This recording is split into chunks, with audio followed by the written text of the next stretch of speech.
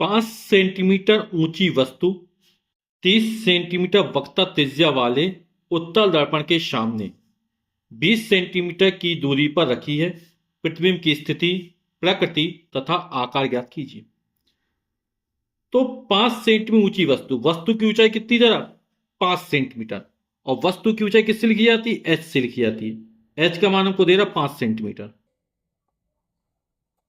उत्तल दर्पण की वक्रता त्रिज्या, वक्रता त्रिज्या किस लिखते हैं? कैपिटल आर से लिखते हैं। रेडियस ऑफ कर्वेचर ये 30 सेंटीमीटर दे रहा है।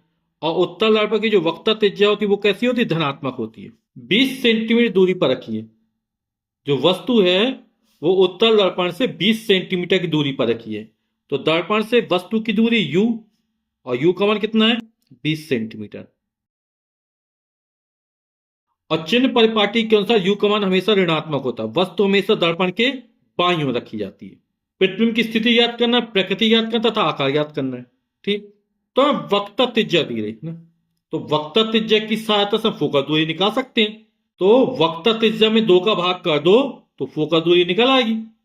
तो फोकस दूरी का सूत्र क्या होता है? F बराबर वक्रता त्रिज्या बटे 2, R बटे 2।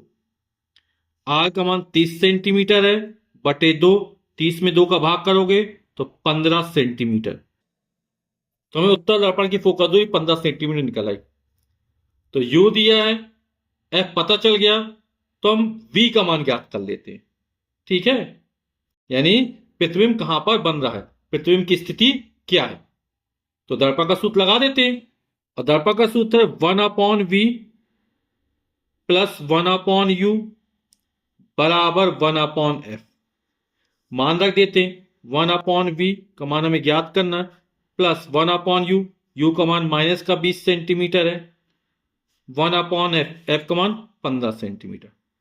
ये प्लस माइनस का माइनस हो जाएगा, माइनस का 1/20, पक्षांतर करें तो प्लस हो जाएगा। तो 1/V बराबर निकल आएगा 1/15 पहले से था, और प्लस माइनस माइनस, और बराबर कुछ तरफ प्लस हो जाएगा। चिन्ह बदल जाता है ना जब बराबर कुछ तरफ जाता है। तो ये प्लस का 1/20 हो जाएगा। 15 और 20 का लघुत्तम कितना निकल आएगा? एलसीएम 60 निकल आएगा। 15 के बाद 60 में 4 और 15 चौक 60, 4 एकम 4 प्लस 20 तिया 60, 3 एकम 3, 4 में 3 जोड़ा 7/60। ये 1/V बराबर निकला। दोनों को पलट दो तो V का मान निकला 1/V, तो V/1 यानी V, ये 60/7 हो जाएगा। तो 7 8 56, 4 बचेगा, दशमलव लगाएंगे, 0 बढ़ाएंगे, 40 हो जाएगा। 7 पना 35, 35 5 40, 5 बचन, फिर 0 50 हो जाएगा। 7 7 49, तो 8.57 सेंटीमीटर। तो निकटतम मान में इसका मान हो जाएगा 8.6 सेंटीमीटर। सवाल लगाने में आसानी, हल करने में आसानी होगी। अब हमें प्रतिबिंब का आकार ज्ञात करना है। V का मान हमने ज्ञात कर लिया, U का मान को पहले से ज्ञात है ना, और वस्तु की ऊंचाई दी गई है। तो रेखीय आवर्धन के सूत्र का प्रयोग कर देते हैं। तो रेखीय आवर्धन स्मॉल m बराबर होता है प्रतिबिंब की ऊंचाई h डैश बटे वस्तु की ऊंचाई, और m बराबर होता है माइनस का V/U। ठीक, सबके मान रख दो।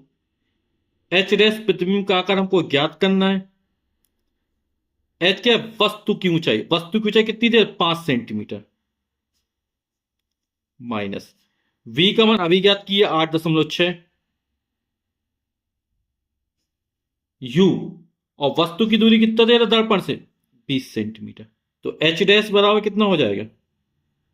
ये 5 ऊपर चला जाए तो माइनस का 8.6 गुणे 5/20, 5 एकम 5, 5 चौक 20, 4 का भाग करेंगे इसमें तो 4 दूनी 8, दशमलव लगाया, 4 एकम 4, 2 बचा रहेगा, 0 बढ़ाएंगे, 4 पंचे 20, 2.15 ऊंचाई है तो मात्रक सेंटीमीटर, यानी जो प्रतिबिंब की ऊंचाई निकली वो 2.15 सेंटीमीटर निकली।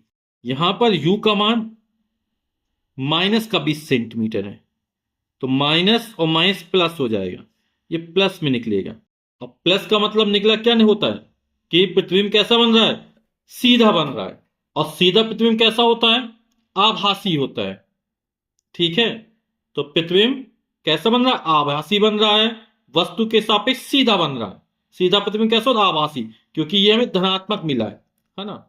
v का मान हमको धनात्मक मिला था ना, यानी प्रतिबिंब कहां बन रहा था, दर्पण के पीछे बन रहा था। और दर्पण के जो पीछे प्रतिबिंब बनते हैं वो कैसे होते हैं, आभासी होते हैं, है ना।